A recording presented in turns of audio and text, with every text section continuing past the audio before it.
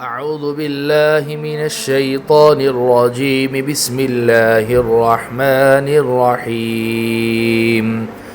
إن الله يدخل الذين آمنوا وعملوا الصالحات جنات تجري من تحتها الأنهار يحلون فيها من أساور من ذهب ولؤلؤا ولباسهم فيها حرير وهدوا إلى الطيب من القول وهدوا إلى صراط الحميد.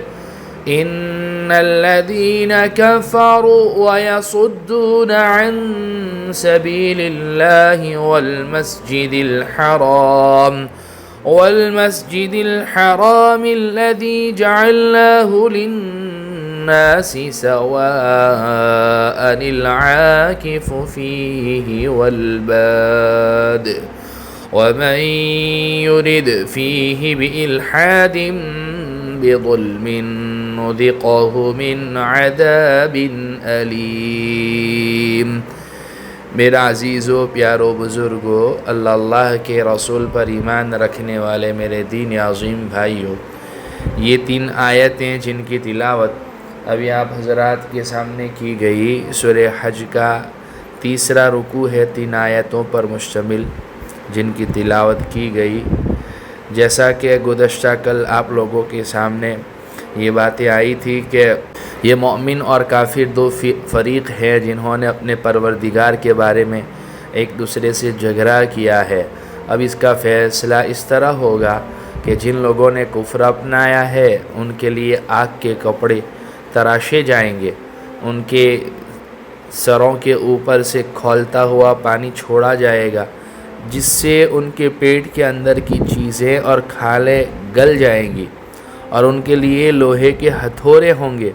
جب کبھی تکلیف سے تنگ آ کر وہ اس سے نکلنا چاہیں گے تو انہیں پھر اسی میں لوٹا دیا جائے گا کہ چکھو جلتی آگ کا مزہ. دوسری طرف اب اللہ سبحانہ و تعالی ایمان والا جو گروہ ہے، جو اللہ کی ذات پر ایمان لاتے ہیں، اللہ کے احکامات کے مطابق، سرور کونین صلی اللہ علیہ وسلم کے طریقوں کے مطابق زندگی گزارتے ہیں، ان کے ساتھ آخرت میں کیسا سلوک کیا جائے گا. اللہ سبحانہ و تعالی نے پہلی آیت میں اسی کو بیان فرمایا ہے. چنانچہ باری تبارک و تعالی فرماتے ہیں دوسری طرف، ان اللہ یدخل الذین آمنوا وعملوا الصالحات جنات تجری من تحتها الانہار یحلون فیہا من اساور من ذہب ولؤلؤا ولباسهم فیہا حریر. دوسری طرف جو لوگ ایمان لائے ہیں اور جنہوں نے نیک کام کیے ہیں، اللہ ان کو ایسی جنتوں میں داخل کرے گا جن کے نیچے سے نہریں بہتی ہوں گی، جہاں انہیں سونے کے کنگنوں اور موتیوں سے سجایا جائے گا اور جہاں ان کا لباس ریشم ہوگا. میرے عزیزو، جنت تو واقعی ایک ایسی نعمت ہے کہ اس کو یہاں دنیا میں بیٹھ کر ہم وہاں کی نعمتوں کے بارے میں امیجن نہیں کر سکتے، تصور نہیں کر سکتے. اللہ سبحانہ و تعالی خود حدیث قدسی میں ارشاد فرماتے ہیں، اعددت لعبادی الصالحین ما لا عین رأت ولا اذن سمعت ولا خطر على قلب بشر.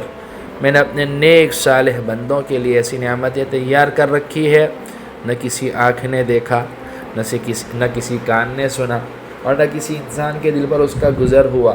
فلا تعلم نفس ما اخفی لهم من قرۃ اعین.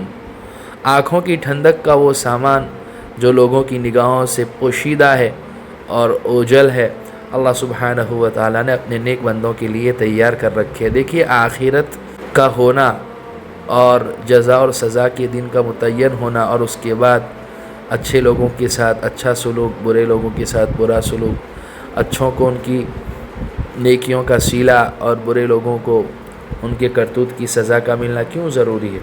کہ اگر آخرت نہ ہو، مرنے کے بعد دوبارہ زندگی نہ ہو، تو پھر تو فاسق فاجر اور نیک لوگ یہ دونوں تو برابر ہو جائیں گے، ان کو سزا نہ ملے مجرموں کو، اور مطیع اور فرما برداروں کو انعام اور صلہ نہ ملے، تو یہ تو انصاف کا تقاضا نہیں ہے۔ اور اللہ سبحانہ و تعالیٰ کی ذات بڑی انصاف کرنے والی ذات ہے، تو اس لیے جو ہے آخرت کا مرحلہ اللہ سبحانہ و تعالیٰ نے رکھا ہے، اور اصل زندگی وہی آخرت کی زندگی ہے۔ اس لیے اللہ سبحانہ و تعالیٰ قرآن کریم میں جگہ جگہ اللہ سبحانہ و تعالیٰ نے اس مضمون کو بیان فرمایا ہے، بلکہ سورہ اعلیٰ میں تو اللہ نے فرمایا بل تؤثرون الحیات الدنیا، تمہاری حالت تو یہ ہے کہ تم دنیاوی زندگی کو ترجیح دیتے ہو، اسی کو پرائیورٹی دیتے ہو، والآخرۃ خیر وابقیٰ، حالانکہ دنیا کے مقابلے میں آخرت کی دو صفتیں بیان فرمائی، ایک بہتر بھی ہے اور باقی رہنے والی بھی۔ دنیا نہ تو بہتر ہے نہ باقی رہنے والی ہے، یہاں کی ساری چیزیں جو ہے ٹیمپرری ہے اور وقتی ہے، اور چاہے وہ غم ہو، چاہے خوشی ہو، چاہے جس پوزیشن میں انسان ہو، ہر وقت ایک پوزیشن میں انسان نہیں رہتا ہے، اور آخرت اس کے مقابلے میں بہتر بھی ہے دنیا کے مقابلے میں، اور باقی بھی رہنے والی ہے۔ یعنی آخرت میں جو انسانوں کو نعمتیں ملے گی اللہ سبحانہ و تعالیٰ کی طرف سے، وہ ٹیمپرری نہیں ہوگی، وقتی نہیں ہوگی، بلکہ جس کو اللہ سبحانہ و تعالیٰ ایک مرتبہ جنت کا وارث بنا دے گا، وہ ہمیشہ اس جنت کا مالک بنا رہے گا۔ ایسا نہیں ہے کہ کچھ وقت کے بعد اس کے پاس سے وہ نعمتیں چھین لی جائے گی۔ اس لیے میرے عزیزوں اور پیاروں، بہترین سودا یہ ہے کہ ہم اپنی دنیا بنانے کے چکر میں آخرت خراب نہ کریں۔ دنیا بہرحال گزرنے والی ہے، گزرنی ہے، اور اس کے مقدر میں فنائیت ہے، اور یہ ایک دن ختم ہو جائے گی، لیکن آخرت جو ہے یہ بہتر بھی ہے اور باقی رہنے والی ہے۔ اس لیے جو ہے سارا فوکس ہمارا کس پر ہونا چاہیے؟ آخرت کے اوپر ہونا چاہیے۔ تو اللہ سبحانہ و تعالیٰ نے جنت بھی بنائی ہے، جیسے جہنم بنائی ہے، اور جہنم کے عذاب کا جیسے اس سے پہلے تذکرہ ہوا کہ مجرموں اور نافرمانوں کے ساتھ کیسا سلوک کیا جائے گا۔ میرا عزیزو، ایسے مطیع اور فرما بردار بندوں کے لیے اللہ سبحانہ و تعالیٰ نے جنت کو بھی بنایا ہے، ایک اینٹ چاندی کی، ایک اینٹ سونے کی، ایک یاقوت کی، ایک زمرد کی، بیچ میں گھاڑا جو ہوگا وہ مشک کا ہوگا، زعفران کی گھاس ہوگی، ہائے ہائے ہائے ہائے، اور جو ہے ہر دن اس کی خوبصورتی میں اضافہ ہوتا چلا جائے گا۔ آپ قرآن کریم کو پڑھیے تو صحیح، سورہ واقعہ کو پڑھیے، اور دیگر قرآن کریم کا وہ حصہ جس میں اللہ سبحانہ و تعالیٰ نے جنت کی نعمتوں کا تذکرہ کیا ہے، یہ اللہ نے اسی لیے کیا ہے تاکہ ہم اس کی طرف لپکیں، دوڑ لگائیں، اور وہ اعمال کرے جن اعمال کی بنا پر اللہ سبحانہ و تعالیٰ جنت عطا فرماتے ہیں۔ اور اللہ کے نبی علیہ الصلوۃ والسلام نے تو ہمیں دعاؤں کا طریقہ بھی بتلایا، اور یہ بھی بتلایا کہ اللہ سبحانہ و تعالیٰ سے جنت الفردوس مانگو، اللہ سے جنت الفردوس مانگنی چاہیے۔ اس لیے میرے عزیزوں اور پیاروں، اللہ سبحانہ و تعالیٰ سے ہم جنت الفردوس مانگے۔ تو اللہ فرماتے ہیں دوسری طرف جو لوگ ایمان لائے ہیں اور جنہوں نے نیک کام کیے ہیں، اللہ ان کو ایسی جنتوں میں داخل کرے گا جن کے نیچے سے نہریں بہتی ہوں گی، جہاں انہیں سونے کے کنگنوں اور موتیوں سے سجایا جائے گا، اور جہاں ان کا لباس ریشم ہوگا۔ وَهُدُوا إِلَى الطَّيِّبِ مِنَ الْقَوْلِ وَهُدُوا إِلَى صِرَاطِ الْحَمِيدِ۔ اور وجہ یہ ہے کہ ان لوگوں کی رسائی پاکیزہ بات یعنی کلمہ توحید تک ہو گئی تھی، اور وہ اس خدا کے راستے تک پہنچ گئے تھے جو ہر تعریف کا مستحق ہے۔ واقعی کتنی بڑی نعمت اللہ سبحانہ و تعالیٰ نے نعمت ایمان، نعمت ہدایت، نعمت اسلام کی عطا فرمائی، اور کسی کو ایمان اور اسلام ملنے کے بعد جو ہے وہ جہنم میں جانے والا بن جائے، یا جو ہے وہ اپنے آخرت تباہ و برباد کر دے، کتنے گھاٹے کا سودا ہے۔ ان لوگوں سے پوچھیے ایمان کی قدر کہ جنہوں نے ایمان اور اسلام کی خاطر مجاہدے کیے۔ صحابہ کے واقعات بھرے پڑے ہیں، اور ہمارے سامنے روزانہ روزمرہ کی زندگی میں کئی ساری کارگزاریاں ایسی ہے کہ وہ لوگ جو بیچارے پہلے کسی اور مذہب پر عمل کر رہے تھے، اللہ نے اسلام کی توفیق دی، پھر اسلام میں جب وہ آئے تو کتنے روتے ہیں، کتنے افسوس کرتے ہیں اپنی پچھلی زندگی پر۔ میرے عزیزو، ہمیں اللہ سبحانہ و تعالیٰ نے بائی برتھ پیدائش کے ساتھ ہی جو ہے نعمت ایمان نعمت اسلام عطا فرمائے، ہم اس کی قدر کریں، اس کا شکریہ ادا کریں۔ اللہ سبحانہ و تعالیٰ فرماتے ہیں ان الذین کفروا ویصدون عن سبیل اللہ والمسجد الحرام الذی جعلناہ للناس سواء العاکف فیہ والباد ومن یرد فیہ بالحاد بظلم نذقہ من عذاب علیم۔ بے شک وہ لوگ سزا کے لائق ہیں جنہوں نے کفر اپنا لیا ہے اور جو دوسروں کو اللہ کے راستے سے اور اس مسجد حرام سے روکتے ہیں جسے ہم نے لوگوں کے لیے ایسا بنایا ہے کہ اس میں وہاں کے باشندے اور باہر سے آنے والے سب برابر ہیں۔ دیکھیے مسجد حرام اور اس کے آس پاس کے وہ مقامات جن میں حج کے افعال ادا ہوتے ہیں، مثلا صفا اور مروہ کے درمیان سعی کی جگہ، مینا، عرفات اور مزدلفہ، کسی شخص کی ذاتی ملکیت نہیں ہے بلکہ وہ دنیا بھر کے مسلمانوں کے لیے وقف عام ہے اور ان کو عبادت کے لیے استعمال کرنے میں مقامی باشندے اور باہر سے آنے والے سب برابر ہیں۔ اور جو کوئی شخص اس میں ظلم کر کے ٹیڑھی راہ نکالے گا ہم اسے دردناک عذاب کا مزہ چکھائیں گے۔ ٹیڑھی راہ نکالنے سے مراد کفر و شرک، حرم کے احکام کی خلاف ورزی بلکہ ہر قسم کا گناہ ہے۔ حرم میں جس طرح ہر نیکی کا ثواب بڑھ جاتا ہے، اسی طرح بعض صحابہ کرام سے منقول ہے کہ یہاں گناہوں کا وبال بھی دوسری جگہوں کے مقابلے میں زیادہ ہے۔ اس لیے بعض فقہا کا یہ مذہب ہے کہ ضرورت سے زیادہ وہاں نہ رہا جائے، اور یہ وہ مقامات ہے کہ اگر انسان کو خطرہ ہو، اندیشہ ہو گناہ کے ہونے کا، تو انہیں وہ مقامات چھوڑ دینے چاہیے۔ جس طرح نیکی کا ثواب وہاں پر زیادہ ہے، وہاں پر جو ہے رہ کر گناہ کرنے کا وبال بھی جو ہے زیادہ ہے۔